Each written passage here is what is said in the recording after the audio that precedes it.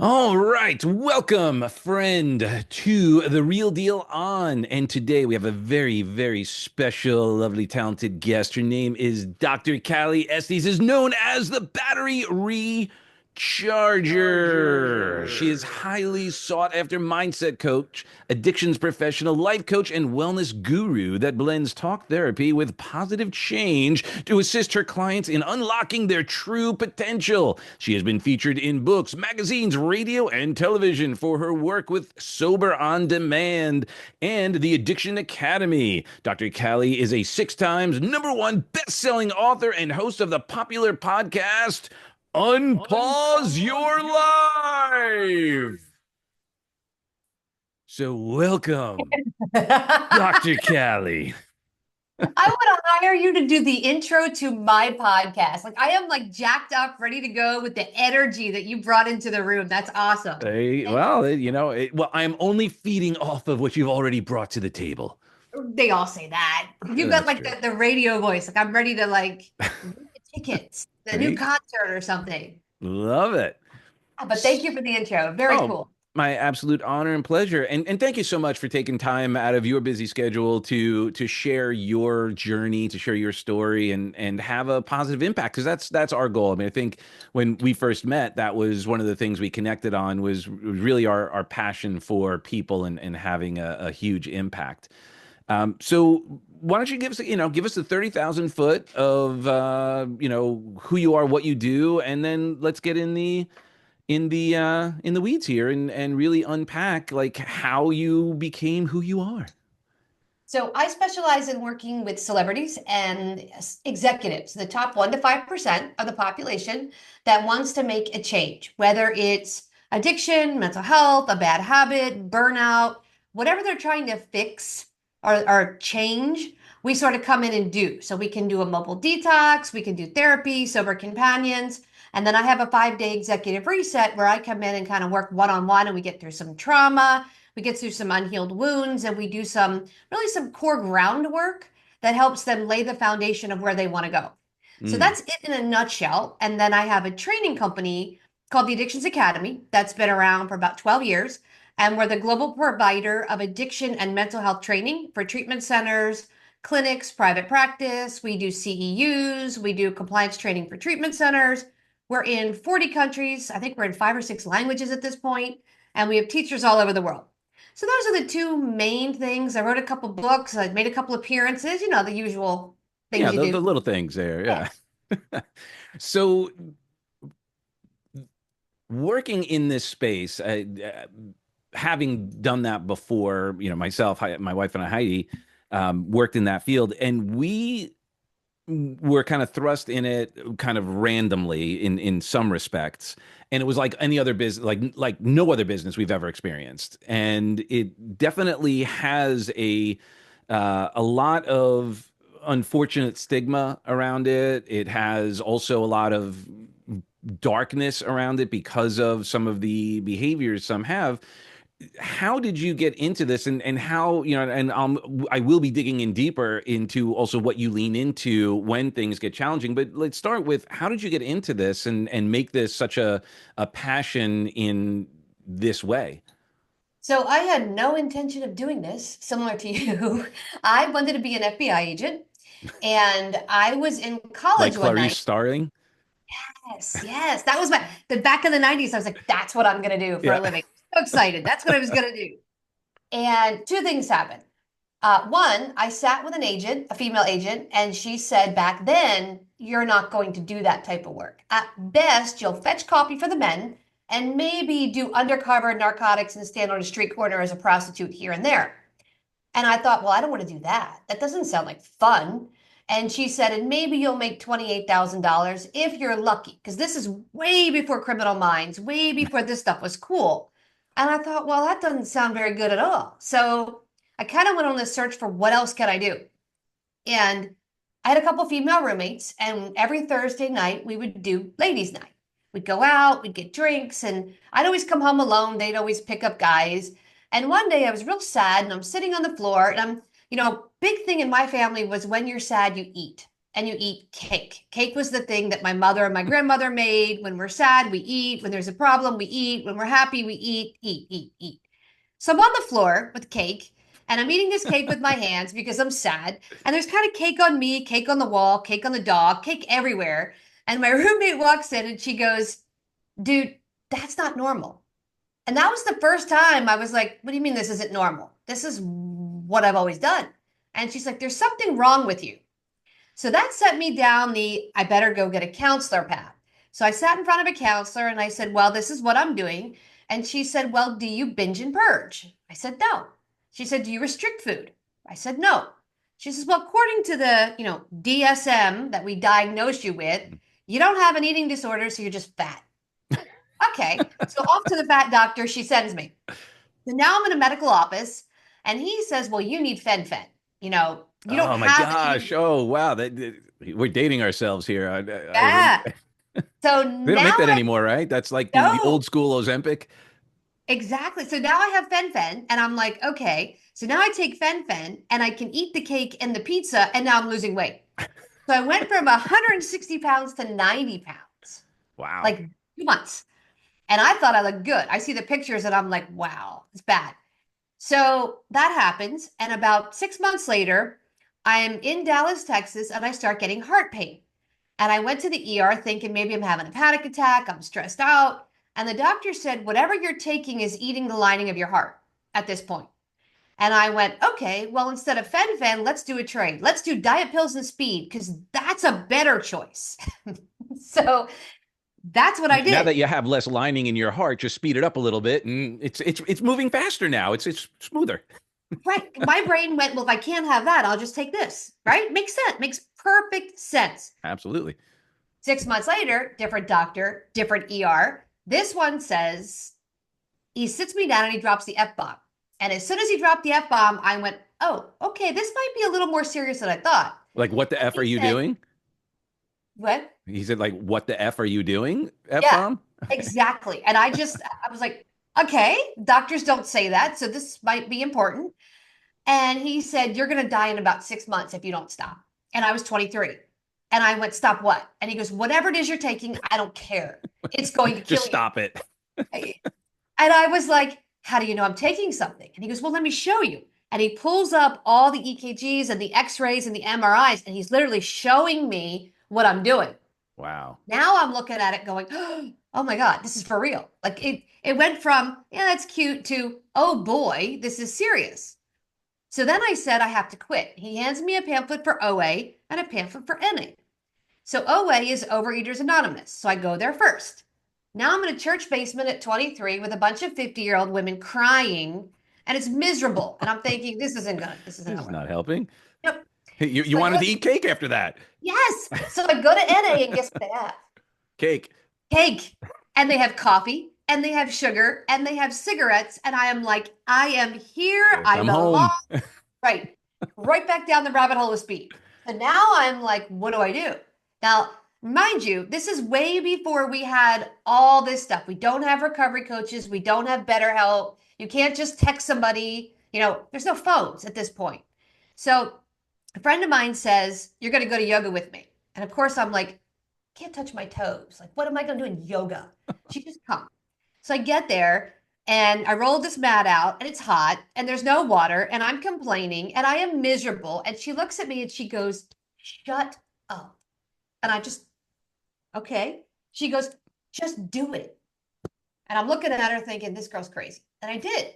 And afterward, the instructor came up and he said, I'm in recovery for alcohol and I'm going to teach you how to get sober on a yoga mat. And I'm thinking to myself, yeah, okay, you're crazy. But he did. Mhm. And he taught me how to deal with all my trauma and all my crap on the mat. So I didn't reach for the food, which then I didn't reach for the drugs. So fast forward, I go back to college and I'm sitting there going, I'm going to take a class on addiction just to see. First day of class, the instructor puts all this stuff on the board and I'm going, oh, look, there's me. There's my people. So that's when I knew Mm. to get into this space. That's how I got into it. It wasn't like I picked it. It sort of was, hey, this is where I belong. And what can I do to make this better? How can I help other people like me that maybe don't want to do NA or OA or have, the doctor just gave me so mismatched information, and a therapist to say, well, you're fat. I mean, come on, you shouldn't do that.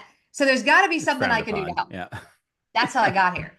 Wow. So so you got into this, and now it's like kind of go down the entrepreneur path, because a lot of times, as you probably experienced, some people, when they go through that training, they get into addiction, they become a counselor, and then they work at a treatment center or a hospital, or that kind of thing. What was your pathway? Did you work at a treatment center and experience that, or did you go right into your own practice?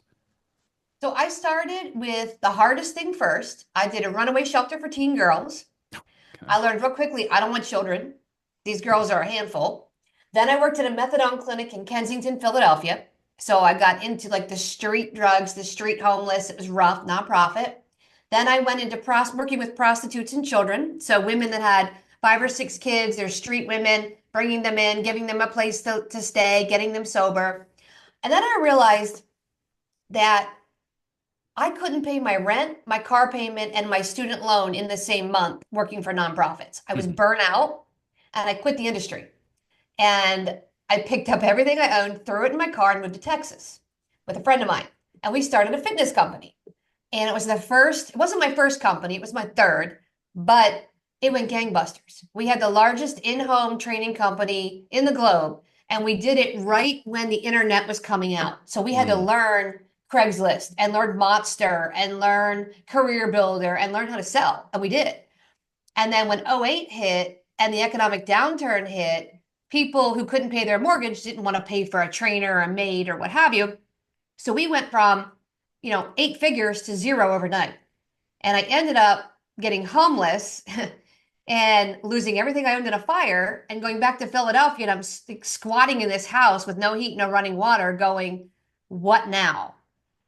And And you that's how reach I for got the into cake. music. Yeah. So I Okay. started like a music type company to help artists get themselves out there. And I met my husband, my late husband.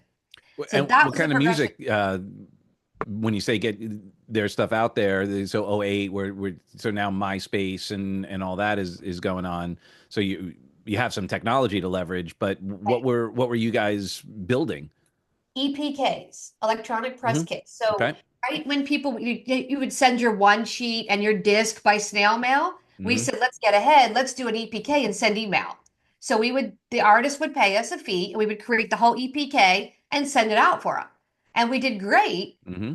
for a while. And then of course I'm like, okay, I'm really not making a difference. I'm just sending information. Like I want to make a difference. Like training was a difference. People lost weight.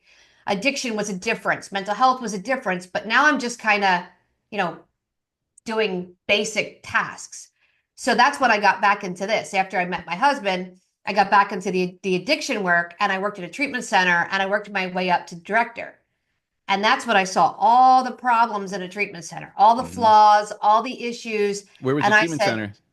what's that? Where was the treatment center? Recovery First, which was bought out by AAC, which was down here in Davie, Okay. down by I don't know. you. Yeah, I actually spoke to Michael a month ago. Yeah. So I was there when Jim owned it Okay. and I quit. And this is a pretty public story. So one day the owner and I got into a little bit of a chat and he threw a notebook at my head. And I said, I've got 2 words for you. And he goes, what? F me? And I said, I quit. And he goes, you can't quit. You need me. I said, what do I need you for? And he said, you live in Miami. You need me to pay your rent. And that's the day I said, not only am I going to quit, I'm going to start a gangbuster company. I'll scale it to 8 figures and I don't need you. And that's what I Hmm. did. That was the motivation behind watch me. Right. you know, but that's what it took. It was like I looked at all of these issues and I said, you're misbilling and your people are leaving and your people are unhappy and you're not given the right services. How can we make this better? How can we make treatment better? How can we individualize it instead of like herding cattle through programming? Yep. Let's do something different. And that's how I came up with Sober on Demand. It came out of that. So that is such a different, obviously, approach in that you have a treatment center which has multiples, and they have a set of challenges and opportunities because of the scale, right? If you have 64 beds of detox, like we had 64 beds of detox and 100 and whatever, residential beds and so forth, the individuality tends to have less of opportunity as when you're doing kind of the what you've now created, where you're doing, very intimate, specifically designed for each individual. How do you bring that to, because you do all the training and so forth, how are you able to bridge that gap, so to speak, with a center, one to many versus, one to one, like from a therapist position? Obviously, I mean, you're not doing groups because you can't do the other thing. You're not doing groups with your one, your private clients. Right. So how do you sort of navigate that gap? So we're not for everybody. We're concierge white glove 1 to 5% of the population's service. Hmm. So you have somebody, let's say, that's on tour. You have a rock star on tour and they're in between gigs, right? Their manager might call and say, listen, I only have a week. I need this guy sober enough to play. I don't care if he's sober, but I need him to play, You need to right? walk. Yeah. Right. Just get him out there, get him functioning, right? So he's not booed off stage. So we'll get that call and we'll come in and they don't know that, our goal is sober. Of course. But if we can get, check the box for the week, we can then get another week or another week. So we might come in and do detox and therapy for that week and then put a sober companion in there. So Mm. now he's got 27 supports through the rest of the tour, part of the tour, and then in between come in and do some therapy, some one-on-one, and really work on what his issue is, as opposed to removing him from the situation, removing him from his work, throwing him into a treatment center, and then kind of shepherding him through group to group. He's not getting that individualized care. But not Not everybody to mention that wants. also creates potential negative press. Correct. Yeah. Yeah. So we also work with the C-suite. So we Hmm. work with a lot of CEOs, CMOs, COOs, DOs that if this gets out there, they're going to get fired. We work with Right. pilots, we work with physicians. They've got a lot on the line and they don't have 30 days to go in and hope this works. They're also not learning how to stay sober in their environment. And Right. that's the cool thing. When I go on tour with a band, they're learning how to stay sober in the tour bus, Hmm. at the location, at the venue, on stage. They're learning all the things they need to be productive. So it's not like you threw them into some cocoon and said, get sober. And oh, by the way, now you're going back on tour, and you know this behind the stage, you can get anything you want. Hmm. You just walk in and people say, hey, would you like this? Yeah, they're offering. It's not even they got to look for it. Yeah. So What? they have to know how to navigate that in real time. Yeah, and you bring up a great point. That was the gap that we saw in the treatment space. So we had at our center, we had club rehab. So every morning, it was like you went to a club. The lights were out. We had, disco lights and the huge pump and sound system and a DJ.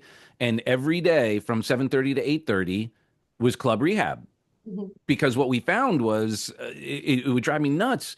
You'd hear people say, "Oh, I got out of treatment and I wouldn't go to my best friend's wedding, or I wouldn't go to whatever because I'd be tempted. I never danced sober. Like it was triggering me up." So what we would do is collapse those anchors by showing them and creating new empowering states towards the music and dancing, and so that they could live that life. And that's exactly what you're doing when you're on the road with them. You're showing them, look, you don't need to be isolated. You can be in this environment and take care of yourself, not use and do all these things. When you take people out of it, you sometimes do run that risk where they don't know how to do it unless they're in their treatment center, which in some cases people get addicted to treatment because they're like, this is great because now I don't have to think. I don't Everything is taken care of for me and I can't be trusted on my own. And sometimes they actually sabotage themselves to get back. You hear it about jail. The people do that as well. They're like, I don't know how to live in the outside world. The same thing happens in treatment. They become institutionalized. Yeah. The bed is provided, my meals are provided, my laundry is done. All I have to do is get up and figure out what I'm going to wear, to which group I'm going to go to, and when can I have a cigarette break. That's all they have to think about. And there are lots of us as adults, we would be like, that's like a break, right? It's like a vacation, Right. right? I'll take the 30-day vacation and put me on, Malibu in a beautiful home, or, Malibu's kind of down right now, but Yeah. in that area, and I can just kind of hang out, go look at the beauty, go get a massage, go have a cigarette and go to a group. We would all sign up for it. Yeah. So thank you for changing that and giving people an opportunity for that. Now, uh, what about recidivism? Like, do you have any clients? Like, we would have obviously repeat offenders, people coming back into treatment, multiple times, sadly. Have you experienced that as well? And what is how do you navigate that? So thankfully, no, and I'll tell you Right. why. We don't take everybody. We do a pretty good clinical assessment, let them know if we think they're a good fit. We don't take anybody who's forced. So sometimes we'll get parents that call and say, I want you to come in and get my Mm, child sober. Nope. That child has to want our service. They have to want to be on board. So we vet very heavily. So we want you to be a participant. Also, it's a high price point and insurance doesn't pay for it. So you are buying into your recovery. You're spending some money. When people use their insurance, they don't come out of right. pocket much. So it's like, I spent $1,000, who cares? When you're spending a lot more, you're technically more invested. You're going to have a higher return rate because that's a lot of money. Hmm. And it's also a chunk of your life that you're putting into this new lifestyle. So we've only ever had one person that's come through twice. And that was a very unfortunate incident, the series of things that happened after he got sober, with family giving him money as a, incentive. Hmm. Congratulations, you got sober, and here's a business, and here's a house. And he was so overwhelmed. And then they were mad he wasn't doing what they wanted him to do. And he kind of went down the rabbit hole. We came in and we were able to, go, okay, we got to work with your family because it's too much pressure too fast. It Yeah. wasn't done correctly. Got it. So when you find yourself in that situation, or just in general, and this is somewhat selfishly motivated in that Heidi and myself tend to, we work with the families. We don't, the people who are struggling, we're not detox, we're not any of that. We always, refer out. What is your sort of family role? How do you work with them? And what have you found to be a successful formula, or things you could even, like, if there anyone is there anyone listening now who is a loved one who has someone struggling with addiction, and how do you help them? What are some strategies or so forth, that you provide for them? What are some So we don't resources? get too much into the family. That's more Hmm. refer out. So Yep. hopefully I'll be able to refer to you guys because that's Hmm. not our wheelhouse. Our wheelhouse is the client, the addict. That's Right. who we want. But we give them basic guidelines, like don't give them money, don't incentivize, they got sober, don't buy them a car, don't buy them a house, don't take them on a vacation. It's not, you haven't won the lottery kind of a thing. This is a lifestyle change. Right. And I liken it to somebody who went on a diet, right? And you lost 30 pounds. And now all of a sudden you go, well, I'm going to go off the diet and I'm going to celebrate by eating cake, which makes no sense because you just lost 30 pounds. Yep. And a lot of people go, well, yeah, that doesn't make any sense. Well, that's similar to what we have here. But we do have a lot of families that are codependent, and we Hmm. have a lot of families that love their person, but they almost love them to death, where they're too involved and they ask too many questions, and it's too much for the person because it's over the top. So that kind of becomes a struggle with what we're trying to do when they're always in the space, or they're calling and going, what are they doing? Are they okay? Is this happening? And it's more like you need us to work and we need you to do your work. So we try to Right. separate the two. Yeah, and what we found, with that, and is that, unfortunately, that codependency, they don't see it as that. They see it as love, which it is loving. Just sometimes what they're forgetting is they're actually getting their sense of purpose from their loved ones' challenges. And then it's almost like an empty nester syndrome. Now that you're better, what do I do? I've spent all these years navigating, like kind of managing you, and like I had a sense of purpose, and now you don't have that. What do I do? Mhm. So that's obviously the work that we do. The other thing that we found sometimes as well is there were families that would test their loved ones. So they come home from treatment and then like leave a bottle of of alcohol on the table, or like just oh, again, it's their intentions are usually pure, but I don't know if these are things you've experienced as well, and how like do you how do you prepare? Because it's so interesting when someone's in treatment and it's 24/7 and all of that, and there's all this different interactions, there's a lot of things that can come up that are learning moments, that are different kind of learning moments that you're experiencing out there on the, like in the real world with them. What are some tools or strategies you are giving to your clients to help them with some of these foreseeable and unforeseeable opportunities for challenge? So I've got one right now, and she's a younger girl, completely financially dependent on mom and dad, Hmm. but she quit college and she quit her job. So my first question to mom and dad is, why are you still paying for everything? And they said, well, because of her age. And I said, well, why is she not required to get a job? And they both looked at me like I had requested, a spaceship would just come down and sit, like something completely odd. And they said, well, I don't know. And I'm like, well, that's your first request. If she's not going to go to school, she needs a job. And they asked her for a job. And of course, she said, I'm looking for one. Mm. And they came back and they said, well, she's looking for one. So I said, okay, what's your timeline? Give us a timeline. Well, we figure 6 months. I said, it does not take 6 months to get a job. Like, have her go to Publix, have her go to a skate shop, have her go anything. She can have any kind of income. And their response was, we don't want our daughter to be a beggar at Publix. And I said, well, that's part of the problem. We have this bar, and your daughter's down here. She barely can keep sober, and you want her to have this, Yeah, master's C-suite. Yeah, where's degree. my yeah. Let's start here. So we get a lot of those clients where we have to explain to the family, you have an unrealistic expectation. My job is to keep her sober. If I can keep her out of the bar for 14 days, that's amazing. Now we have Hmm. a win because she's drinking every day. And you want her to go get like some high profile job. She has no skill set.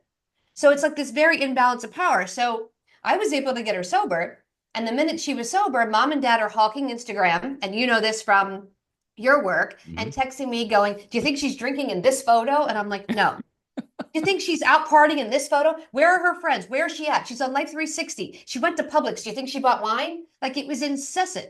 And I Mm. said, you guys are addicted to her and the chaos of Yep. her.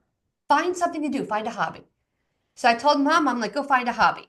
And mom's like, what do you mean? I'm like, find a hobby. I don't care if you go knitting. I don't care if you go fire walking. Find something to do besides obsess over what she's doing and let me do my job. When mom did that, my job became a lot easier because Yeah. now I can focus on the client and not all that crazy noise that the parents bring in thinking we're helping. Yeah, it's I mean, God bless them because they're doing it. It's all out of love. And, I'm sure that at times when they're getting that resistance, that pushback from you or somebody else, they're like, well, but no, this is how you love. This is how you do. You're telling me have my daughter suffer? Yeah. And it's like, Yeah. well, and yeah, and it's not really suffering, it's growing. Mhm. And this the biggest gift we could give people sometimes is the discomfort of the growth that is going to, that from growing, from the stretching, from the putting ourselves in uncomfortable situations, like humbling. If you're used to, getting everything handed to you, it's like, oh no, I got to earn it a little bit.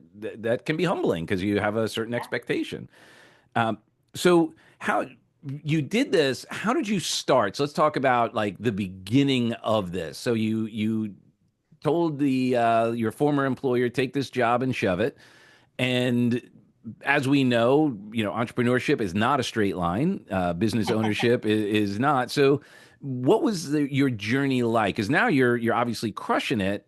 At some point, you started and it wasn't crushing. Maybe you were being crushed or felt like it. So what was that journey like for you, and what did you learn on that route?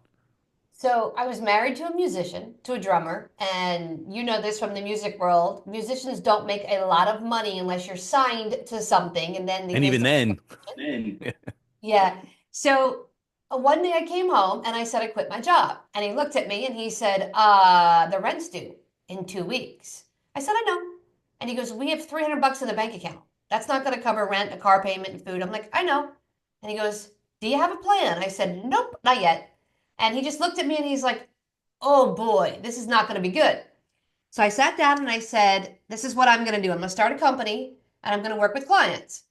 And I used law of attraction. So I put a whole, piece of paper up. This is what I want. This is how I'm going to get it. Send out gratitude, send out attention, put it all around the house. And then all I did was go to Vistaprint for $5 back when they were free, mhm. made the business cards, had them sent, and I put them out at the gym at the LA Fitness in Miami in downtown. It just opened. This is going back to 2012. Do you still have So those cards? I put it, what? Do you still have one of those cards, like as a keepsake? Somewhere I have the original card and it's like awful. It's like my name, my phone number, and like blue and black, and that's it. Like basic.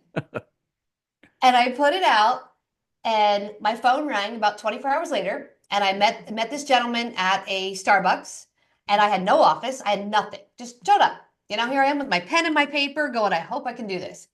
And at the end of the session, I gave him a free session. He bought a 10-pack of sessions for 2,500 bucks.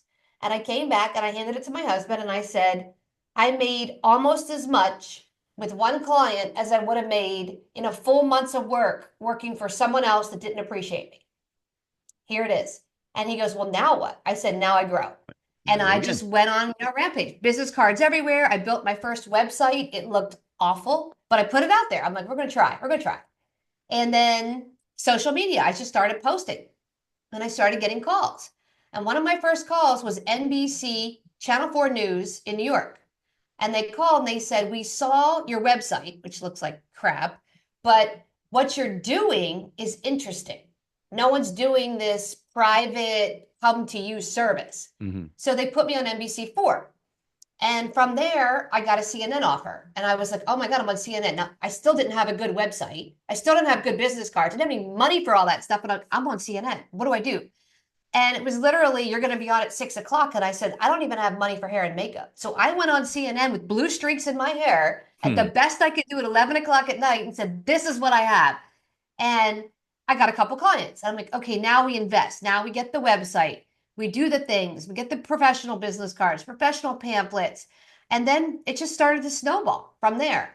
And then I started getting, I went to Moments of Change. I sunk in 10 grand to do a booth and a speaking because in our industry, you pay to play. Hmm. I'm like, all right, we'll do it. We'll see what happens. Moments. And That in was that crowd, that one was in Vegas, right? Moments, or is that that was one it. in the at the Breakers? Breakers. Yeah. Okay. Yeah, so I did that in 2014. So there I am. I'm doing this big speech on recovery coaching, and I went up against the big players, like people that didn't even know me at this point are speaking in these other rooms. And I'm like, we'll see what happens. So right after, one of the most high profile Grammy award winning mothers was in the room, heard me speak, came up to me and said, do you think you can get my daughter sober? I didn't know who she was. Do you think you can get my daughter sober? I'm like, I could try. Where is she? She said Hollywood Hills. I said, okay, we'll go to LA. I used to live in LA. Fine. So I go out, no idea who this girl is. I don't Google my clients. I get there, mansion in Hollywood Hills, drinking like a fish, alcohol in the car, alcohol in the house. And I sit her down and I'm talking to her. And as I'm talking to her, Maroon 5 walks in and they're plastered. And I turned around and I was like, who are you? Like, I had no idea. And she told me who she was. And I was like, okay, so we have to get rid of your circle of friends. First of all, we got to. And she got mad. She's like, you can't get rid of these people. We're going to have to, or they're going to get sober. We're doing it one way or the other. Right. So I was able to get her We're not sober. cleaning the dish and sticking it back in the dirty water. I got her sober. And then slowly by slowly, all the other artists, now not Maroon 5, they weren't my clients, but all the other artists started calling and saying, how'd you do this with her? And I Mm. said, boots on the ground. I worked with her for 4 days, 5 hours a day, got to the bottom of everything, went to work with her, drove to work with her. Like I was in her space. And this is before, I mean, sober companions were just starting to catch on, and I was doing like therapy and stuff. So then I said, let's put a companion in. And we did. And she stuck with one. And that's how the business grew. So it was kind of like organically growing. And then because I did so well, I got more and more referrals of, hey, you got to talk to her. She's really good. She's outside the box. She's not warm and fuzzy, but she will get the job done if you have a client that is treatment resistant. And then I started getting some big calls in rock and roll. And I was like, have they been to treatment? Yeah, he's been to treatment 10, 15 times. Okay, I got it. And then I would come in and he'd get sober and they would say, how'd you do that? It's just different. It's a different approach. Well, and I think it's instructive that, especially in people in these high pressure situations, and not to minimize anyone's normal life, because their perception of pressure is what it is. So it's not any more or less. For example, what you shared earlier with that family, they probably felt immense amount of pressure to provide for the daughter, and the daughter probably felt an immense amount of pressure to think about getting a job and all of that. And that being said, that also people who have a legitimate next level of responsibility, let's say. So the celebrity, the C-suite, and so forth, they answer to a different group and in a different way. So it's almost, I would imagine, impossible for someone to actually apply what they learn in a treatment center versus having someone in the space go, I see what's going on right here. Here's how you navigate this. Here's how you mitigate this risk. Here's how you're able to handle it. Because it's almost like playing. I guess the best example would be using firearms as an example. Playing a video game, pew pew, versus actually going to pick up a real gun and shoot real bullets and so forth. It's a very different thing. And some stuff seems like it would be like correlative, but it really isn't, because of the next level of interaction, all the other things you're having come in on you. So, I, to your point, what you do is not for everybody. Yeah, exactly. And it's intensive. So Yeah. you have people in your space. I mean, we are in your space. Mm-hmm. We're in your living quarters. We're going to work with you. We're going to the wedding with you. We're doing the things with you. So if you don't like that, then it won't work. But the advantage of it is, let's say you're triggered. You can go, that just triggered me. What do I do? Where's my Mm-hmm. coping mechanism in real time? Right. And then we're there going, well, here's what you need to do. Let's talk about it. Let's roll through it. Oh, okay. It's not as bad as I thought it was. Versus I'm by myself. I've been triggered. I call my sponsor. They don't answer. I call my therapist. They don't answer. Nobody cares. Nobody loves Yeah. me. Woe is Well, screw me. it. Yeah. Yeah. Yep. There's nobody out there. Nobody's watching me. So I'm going to have a drink because no one cares anyway. So let me ask you this. So there is also an opportunity if, let's say, this person kind of leans into you or anyone from your organization. How do you get them walking on their own? Because on many respects, you are crutch, you are training wheels, you are all of that. What is your sort of process to get them fully independent? Like, how long does that work? Do you have follow-ups? Is there, and obviously there's no one size fits all, so you're going to modify that. But how do you know? Like, how do you know? Oh, you're going to need weekly check-ins, or yeah, for the next 2 weeks, we're still going to talk every day. Like, how do you manage that? So we did a detox first. So 5 to 7 day detox, unless it's fentanyl, which is 10. So that's private nurse and doctor for that time period. Hmm. And then sober companion, if you want one, I generally recommend 30 days. So they're with you 24/7. So cooking, the gym, going to work, sober activities, all of that. But what I offer is the 5 day executive reset. So that's the different piece. So I come in for 5 days in a row, 5 hours a day, and we do everything from memory reconstruction therapy to a little bit of EMDR, trauma work. We do performance coaching.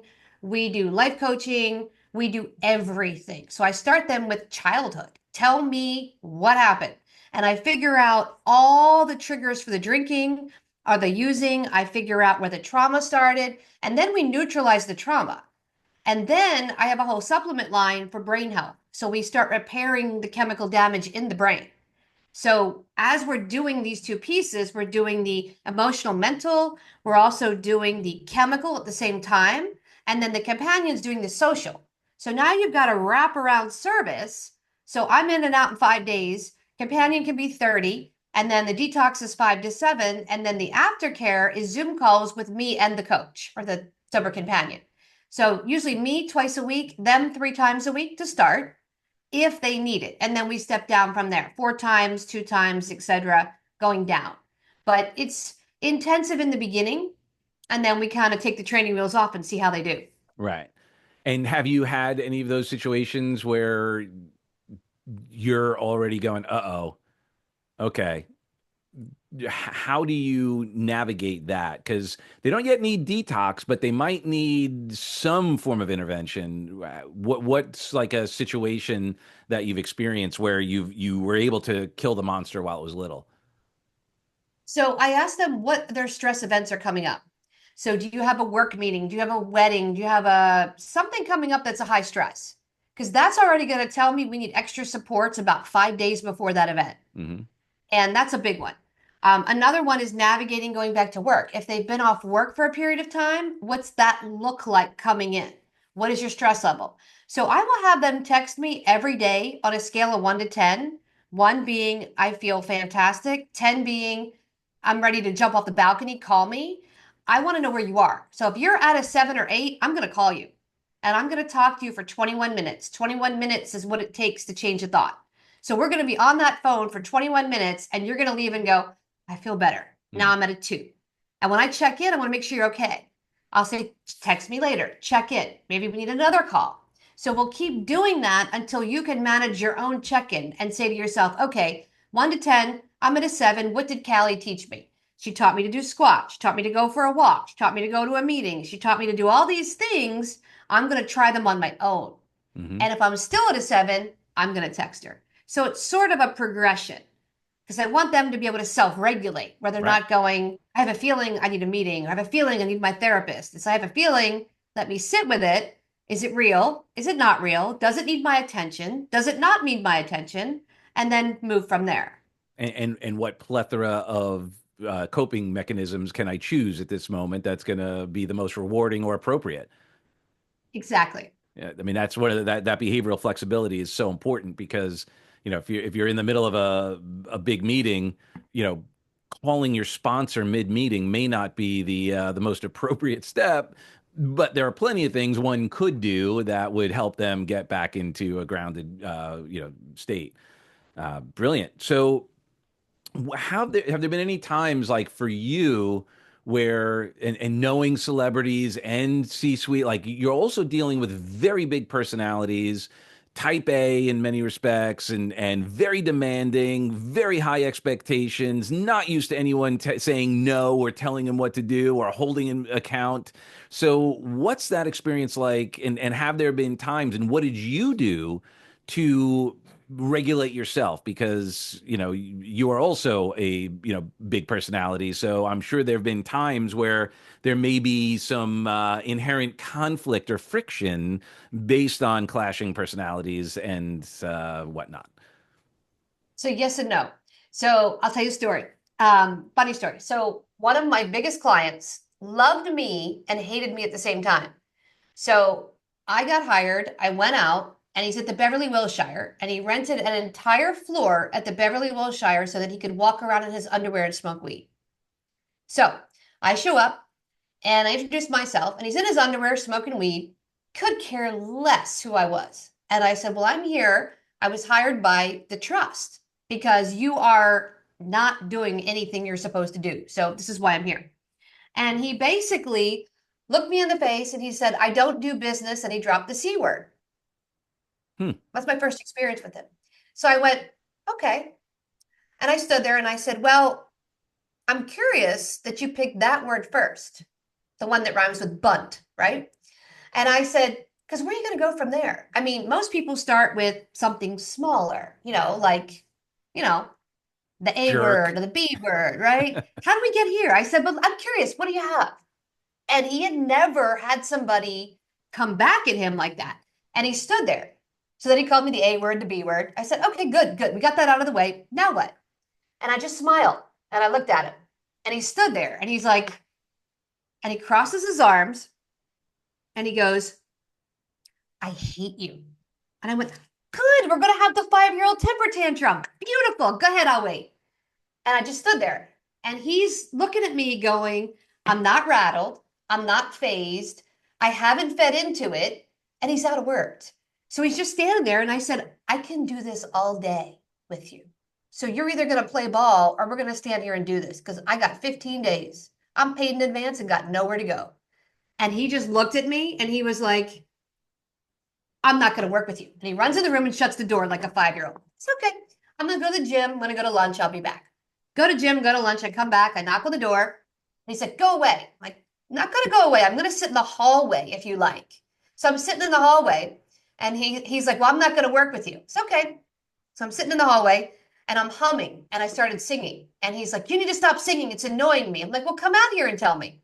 So he opens the door and he's standing in the hallway. And I'm like, so you have something to tell me? And he goes, I don't want to work with you. I said, okay, but you're in the hallway now.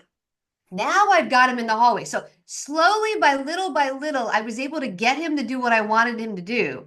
Then I had him sit with me in the hallway. Then we had like a 30-minute conversation. Then the next day I came back, I got an hour out of it. Then I got 2 hours. Finally, he said, you know what? If you're here, I might as well talk to you. Hey, what a great idea. Now I got him in. And then I got him sober. But it was that whole, I'm going to test you. I'm not going to work with you. You're less than me. You're a hired gun, all that nonsense. And I just kind of weathered it out. And when I spoke to the family, they said most therapists quit because he's verbally abusive. I said, well, that's one of the things I'm good at. I work with narcissists for a living. You can call me any name in the book you want. I'm going to ignore you and just go, are you ready yet? I'm not going to give you the fuel. And that brought me 2 other clients because the trust fund said we have 2 other people that are super treatment resistant that therapists will not work with because they're abusive. So here you go. And I got them sober too. But it took that whole like, I had to roll with all that opposition. So when you're working with someone like that who's treatment resistant, are are you looking to get them to want it? Or because in theory, you don't need to want to be sober. It certainly helps. It's not sustainable. So Right. in this situation, again, since you're not like it's easy. I shouldn't say it's easy. When someone's in treatment for like 90 days, I mean, you have a captive audience. You have really the only way you could fall, excuse me, off or what have you is by leaving or someone brings something in, of course. But in your situation where you're with them, they obviously have a sober companion and all that, but there does need to be, I imagine, some paradigm shift in their relationship with sobriety to, as you shared earlier, like they got to want it. Like, so how Yeah. do you have a way that you do that, or is it different for everybody? So this is what I tell them. Because most of them, it's, I don't want to quit forever. So I say, fine, let's do 30 days. Let's give your body a break and a reset to heal itself. Because if you're drinking, you're blowing your liver out. If you're doing opiates, you're blowing out your gallbladder, et cetera, et cetera. Let's heal your body. And 30 days from now, you can tell me to F off and go back to drinking. And they go, really? Absolutely. Wow. Okay. Because now it's a different way of thinking. Now it's not forever, it's just Hmm. 30 days. And then they go, I can do 30 days. Okay. Because the first 7 is the detox anyway.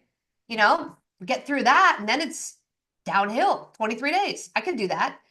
Right about day 14, when they're feeling better, they start to come to me with, you know, I don't know if I really, really want to go back to using. I feel really good. Mm. And I go, really? That's awesome. So I let them come to me. Yep. And then by day 21, they're like, I am so clear.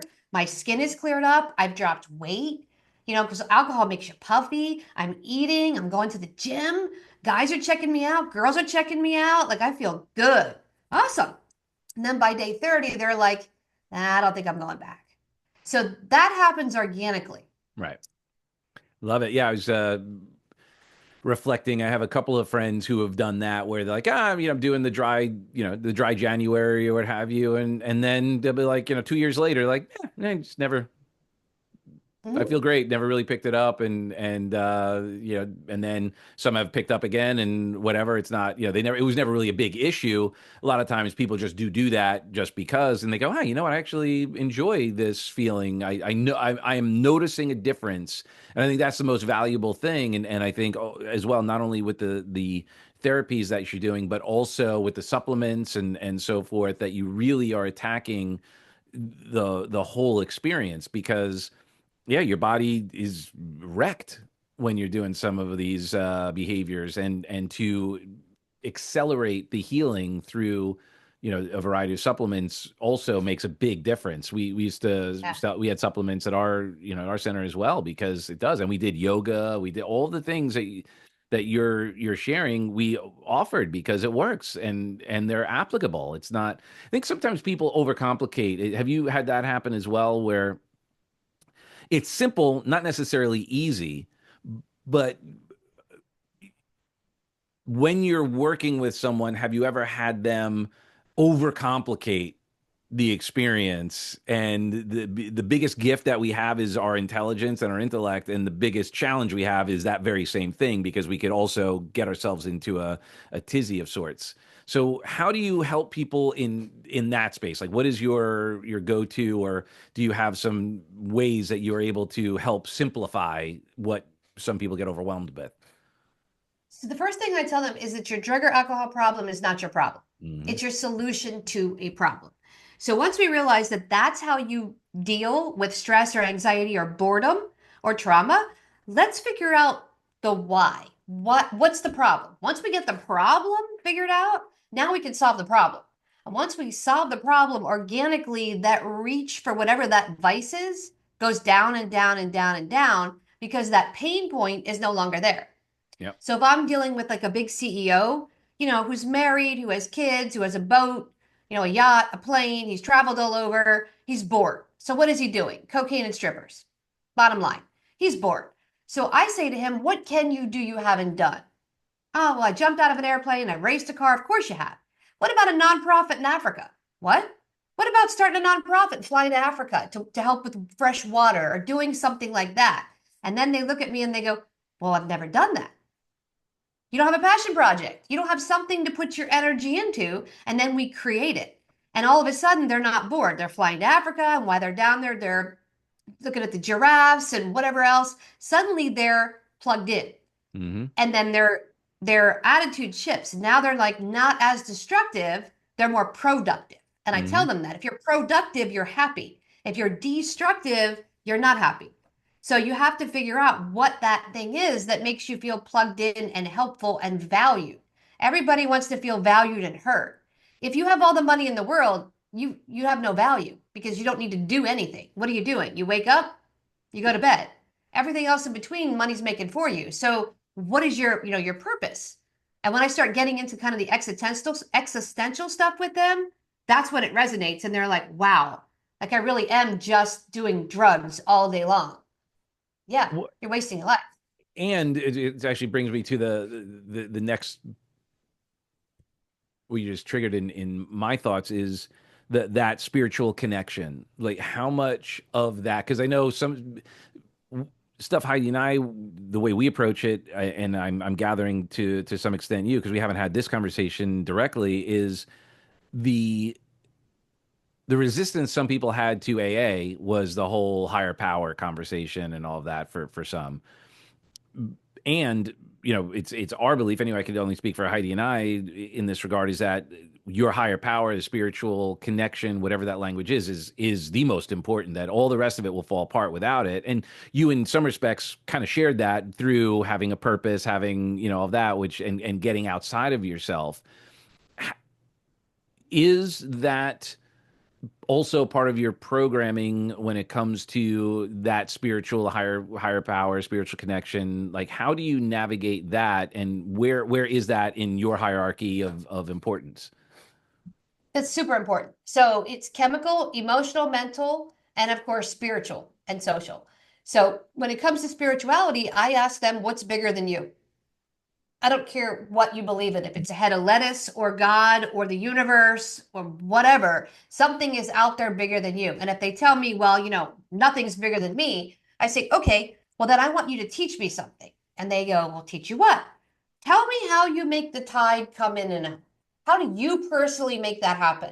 And they say, well, the moon does that. Okay, so the moon makes the tide come in and out. Yes.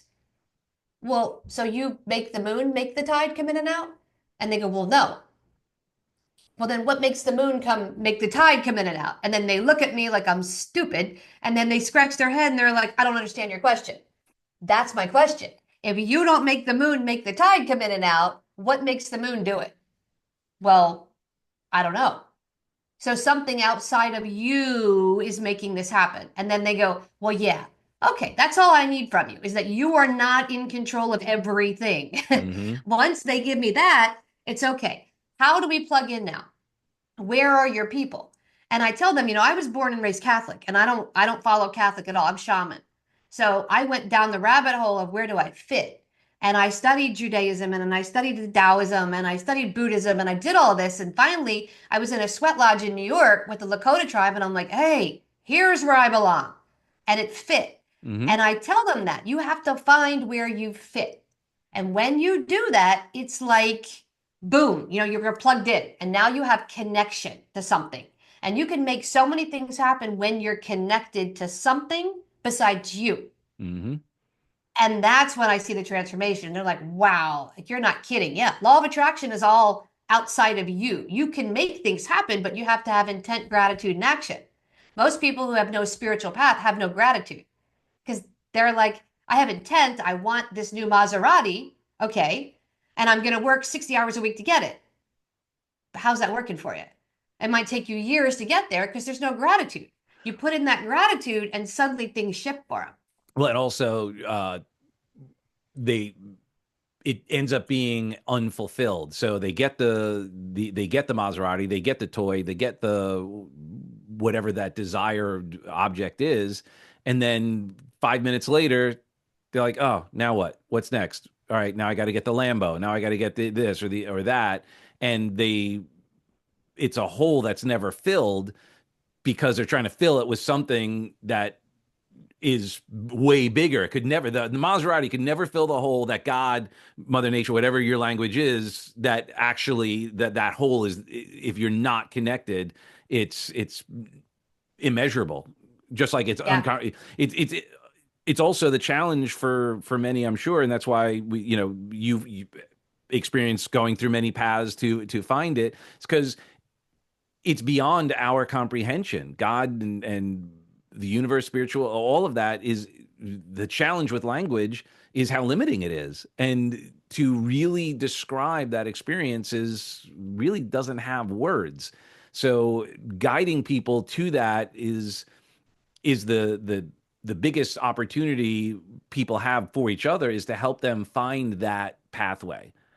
And And I share with them what happened to me. right. So when I had the fitness company, it was all about what can we own? It was an 8-figure company. I mean, we were hemorrhaging money. We had 5 offices, we had cars. It was two of us, me and my business partner. We each had a house in 5 cities. We had 2 or 3 cars each. We had offices everywhere, and there was no give back. It was what can I have? And we lost the whole company. And when I was sitting there in that house with no heat and running water, I was like, I screwed up. I did no give back. I did not bring Mm, any value to the world. I took with no give back.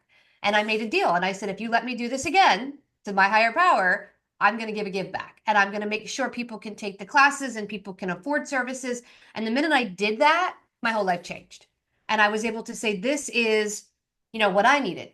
And for my late husband, his was getting baptized in prison. And he would tell his story. He was like, I was a junkie. I was a drug addict. And what was I doing? I went to prison the first time and said, if you let me out, I won't do it again. And of course, I did it again. And the second time I got baptized, he goes, and that's when my life shifted because now I Mhm. had a spiritual path. I had more than just, drugs and strippers and running around and, tearing up the world. What else can I do?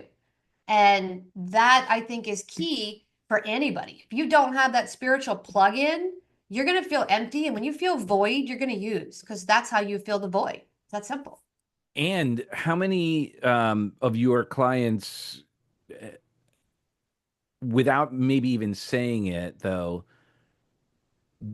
using was an illusion of a spiritual connection? I would say all of them. Even the ones that are messing with DMT and they're like, oh, my brain is open. I've discovered all this stuff. And I'm like, that stuff's always been there. It's always been there and you're still not connected. You're just using drugs to see stuff in magical colors. Like it's not, you have to plug in. If you plug in, you're going to see so many amazing things and you're going to feel so many amazing things and you're going to vibrate. I do a lot of law of attraction and universal vibration. Hmm. So if you're using drugs, you're going to be attracted to people using drugs. That's a low level vibration, right? If you're angry, you're going to notice all the angry people.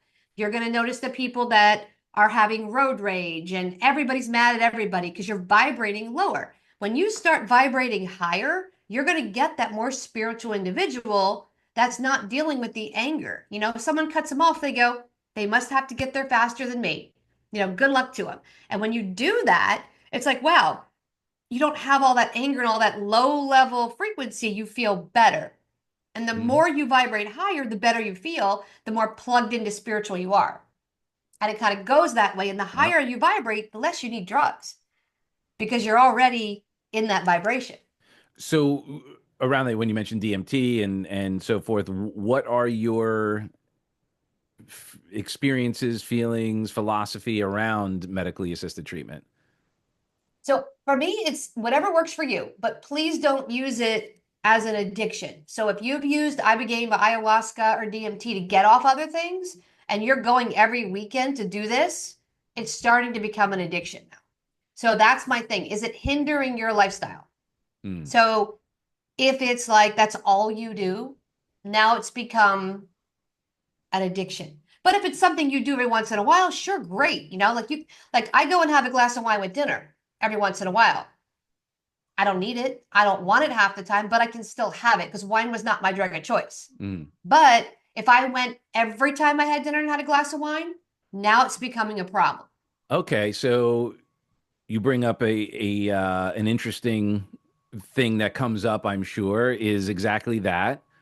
My drug of choice was heroin. Why can't I do coke? Or why can't I do, mushrooms or, what have you? At what point do we draw that line? Because people are always, at least someone who's active in their addiction, is looking for a way to bypass. Let me do a shortcut Yep. here. Okay, all right. Heroin was my thing. I could drink. Like, so Okay. how do you navigate that? And is there, for you, and again, there's obviously no right or wrong, someone, let's say they were heroin, opiates, that was their thing, and they never really drank, they never liked to drink really much, but at some point they may go, oh, I'm gonna have a glass of wine. How do you prepare them for that thing, that Here's what I conversation? tell them. You may be able to, you may not be able to, depending on who you are Yeah. and depending on your drug of choice and depending on how it goes.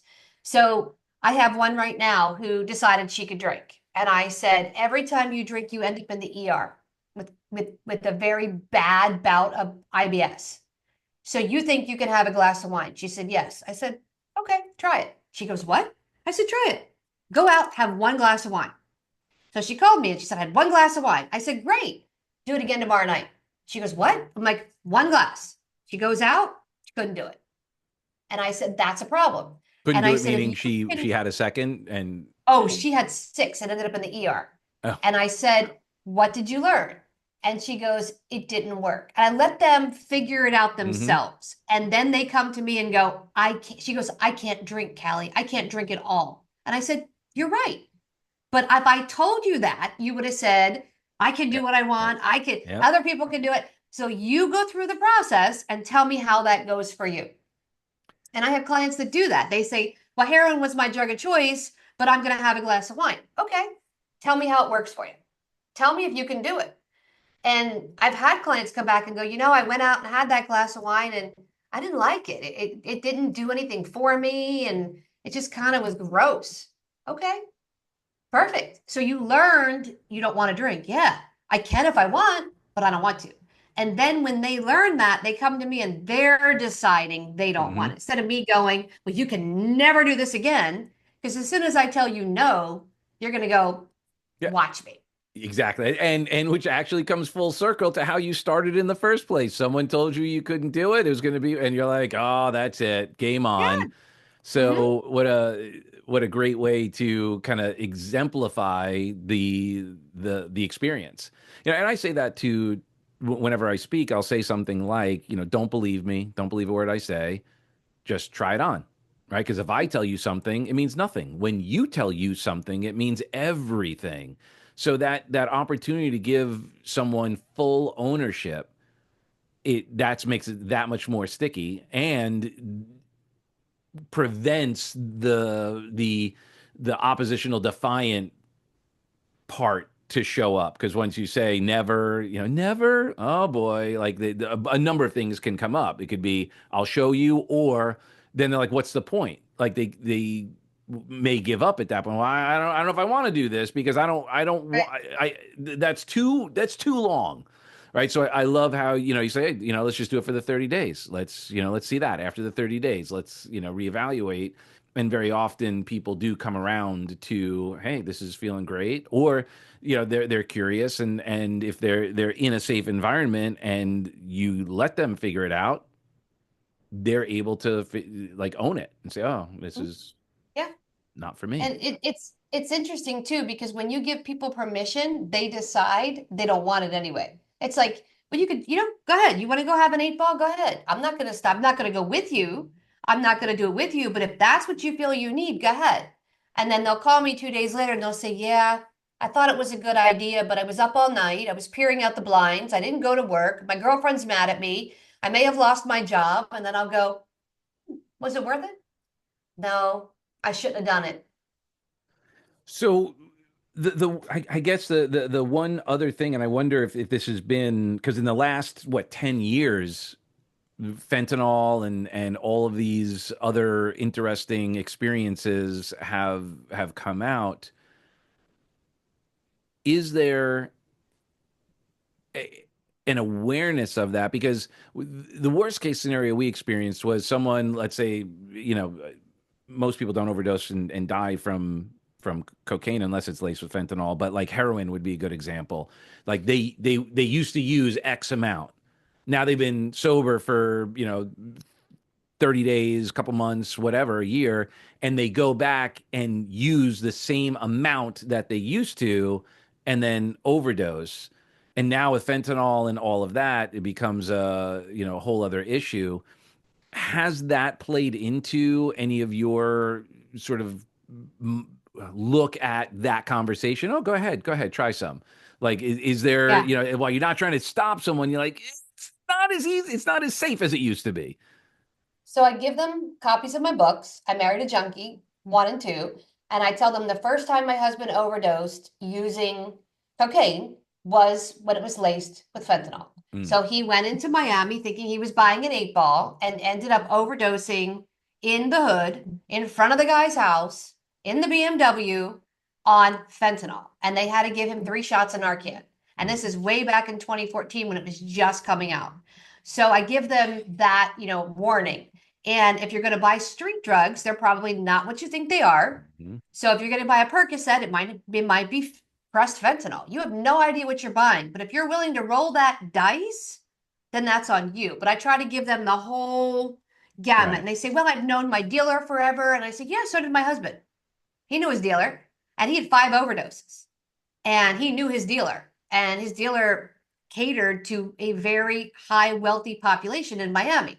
So even though he knew his dealer, the dealer can get things that are laced and not know it. The dealer can make things in the backyard to skimp out a little here and there. You don't know what you're buying.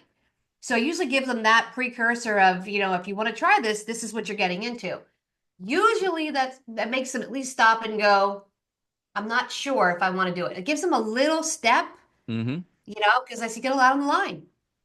What I also have them write their obituary. I have them talk about, if you die tomorrow, what do your affairs look like?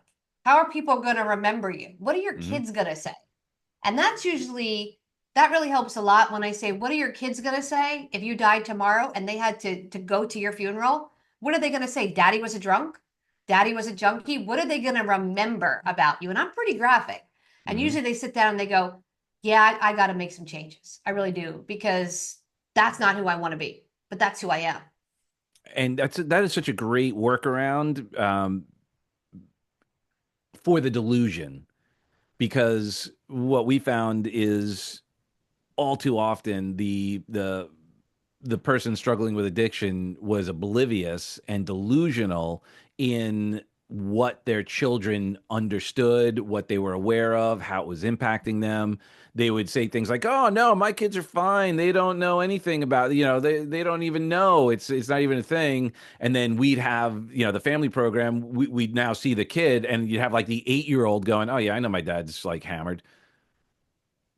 Yep. So that is a great, like representing to you. This is now you can't be delusional because the delusion is that they don't know. But now let's future pace, and it's not. We're talking about, like what do they think when you're drunk? Oh, they never see me drunk. No, now you're dead, so you can't like. You can't Yep. dilute that. What would that be? And future pace it, and becomes less about the addiction and more about the child, the loved one's experience. So that's such a powerful tool to, we did similar things like that. Not we're writing an obit, but future pacing and really stack. Like, okay, just keep doing what you're doing. 5 years from now, 10 years from now, 20 years from now, where are you? What does that look like? What does that sound like? What are people saying about you? And we don't even do it around drugs or alcohol. We just do it around the the motivator behind it. So the states that were behind it, the fear, the anxiety, the loneliness, the all of that. So we're actually again bypassing the delusion, just go right into what state are they avoiding when they use drugs or alcohol, whatever it is that, or it's not even about alcohol. It could be shopping, it could be gambling. So yeah, that's another question. Do you work with, have you worked with someone, it's not substance related, but it may be, porn or sex or food or gambling or shopping or what have you? We do it all. We do shopping, we do porn, we do sex addiction, food addiction, anything. And usually we find a primary and a secondary addiction. Hmm. So usually, it's cocaine in women from most high-powered CEO men. For women, high-powered CEOs, it's alcohol and whatever the kids are doing. So Hmm. they get too involved with the kids. Like they seem to know every basketball game and every this, and then they start missing things. So it's usually two types of addiction. Um, and we want to address both. We want to figure out what are the things you're using, because we get one under control, that second one's going to come up as a primary. Yep. And now you're going to do that to cope with whatever is going on over here. So let's neutralize all this noise. So those two vices, and I don't use the word addict. I don't say you're an addict. Hmm. You need to be sober. I say vices. These are your vices. This is Hmm. what you're doing to cope with trauma or stress or boredom or not knowing who you are, a lack of value, lack of purpose. You're using these vices Hmm. to hinder you from being the best version of yourself. And when I lay it out that way, a lot of times they go, "Oh, I don't have to admit I'm an addict." No, you don't have to. If you don't want to, you don't have to. Yeah, that was a big thing that we did. We never called them addicts or referred to them as that. We, coping mechanism, or in certain contexts we'll say, someone who may be struggling with addiction, but not that they are an addict. They don't identify as that because, as we know, the strongest need in the human psychology is to be congruent with the way it identifies itself. So I would ask, we'd be in a group, and I'd ask, say, what does an addict do? And they would say things like lie, cheat, steal, manipulate, use, etc. And they're saying all these things. I'm going, okay, so let me get this straight. I meet you for the first time and say, hi, I'm Doug. I lie, cheat, steal, manipulate, use, like rob, abuse, all this. You want to hang out? And they're like, well, no. I'm like, well, so you basically you don't even want to hang out with yourself. No wonder you're so stressed out. You identify as someone who lies, cheats, steals, and uses all of these things. And when you're not doing it, you feel incongruent and uncomfortable. And then you say when you relapse, well, that's what addicts do. So let's remove that from your identity and start really digging into who you really are and understand that those other behaviors were just strategies to deal with whatever's going on inside. And let's deal with those so that you can find more healthy options and strategies to regulate, to manage your state, to have a fulfilled life. And that takes the edge off. And now they're like, okay, I'm not a bad person. I may have had non-resourceful behaviors and patterns that I ran, but once I dissociate enough, I can now choose something new. And like you, we give them the choice. So here are all your options. Come up with some. Let's brainstorm. What are some other things you could do other than pick up, and what are you getting out of that? Like what is what like inside, what are you getting? You getting a sense of relief? Okay, well, what are some other ways you could get some relief? Like let's brainstorm. Oh, I guess I could take a bath. Oh, let me get this straight. The bath is lovely and warm and cozy, and you don't die. Like Yep. you don't go and beat yourself up the next day. You don't go out and crash the car. You actually get the same outcome but in a much more sustainable way. And then by designing that, and that's where I think, the power of you being with them is allowing them to have that epiphany, design their own strategies real time, and they get to see the results, not imagine them or go, oh yeah, I know that. Yeah, I learned that in treatment. Well, now you one of the things I learned in firearms training and beyond is you actually under stress function at your lowest training. Hmm. So if you're not trained to deal with those sobriety behaviors or recovery behaviors, whatever language we use, under the high stress situation, we're going to go down to the lowest, which is usually use or lash out or do something that is not sustainable. I love it. Exactly. Yep. And it's important that people understand you are not your behavior. Your Hmm. behavior is what's happening to the stressors that you're experiencing. And Yep. you can change your behavior at any time. So if you want to get high, you put some stop gaps in there. You do 50 squats, you take a bath, you go for a walk, you phone a Hmm. friend. Because you know what? The drugs are still going to be there 20 minutes from now, 2 hours from now, 5 hours from now. They're still going to be there. Put some space in between you and that drug, and then you're going to go, well, I don't want it anymore. I went for a walk. I felt good because the dopamine in your brain popped, which is the Hmm. happy chemical. Now I don't need it. And people don't understand that. Like they're like, I need it. I have to have it. No, you don't. You have to have dopamine. Yeah, You have what to they have don't the happy realize is chemical. by getting in that state of need, they start feeding the dopamine anyway. It's like so it becomes that self-fulfilling prophecy. Yeah, exactly. Crazy. Well, I want to honor your time. Thank you so much. So, how do people get in touch with you? What could they, how could they learn more, access more? I mean, some people may not be looking for treatment necessarily for themselves, but they may know somebody. So, what are some ways that people can learn from you and get in touch? So they can find us at soberondemand.com or theaddictionsacademy.com or just Google Cali Estes. I'm on all social platforms as Dr. Cali Estes and Cali Estes. And they can just reach out and ask for resources. If we can't help, we'll put you in the right direction.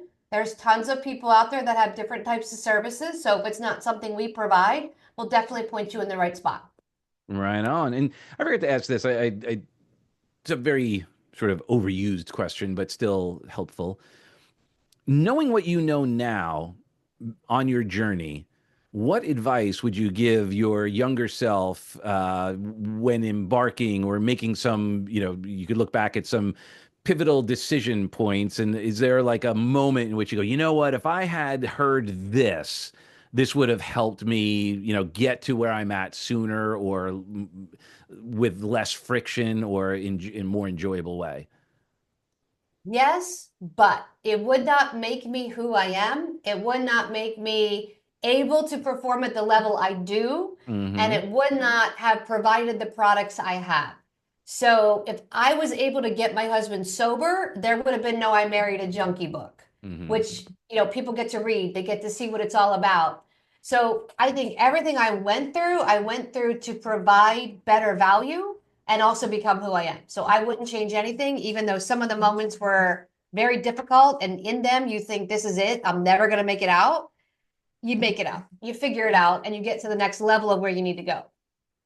Beautiful. And that dare I say is the ultimate place we'd like to get because we can't change the past. And once we can be grateful for those painful moments, then our relationship with any challenge in the future is already mitigated because you already know, well, this is going to help me grow anyway. So whatever it is, I can take it. I'm bigger than this. And I mean, I always think that like when challenges happen, I'm thinking to myself, this is going to be a great story.